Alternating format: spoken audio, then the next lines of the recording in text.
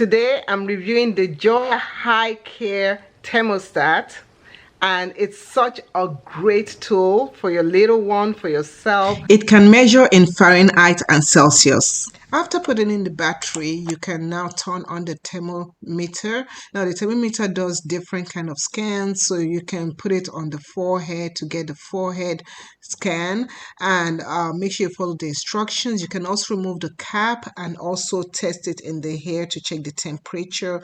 Pay close attention to the scanning measurement distance.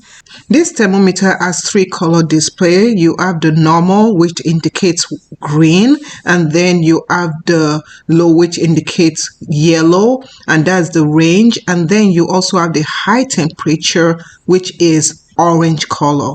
So this is a very good thermometer. I can even put in my pockets and go. Now this is a cool tool. You can do scanning, you can do so many things.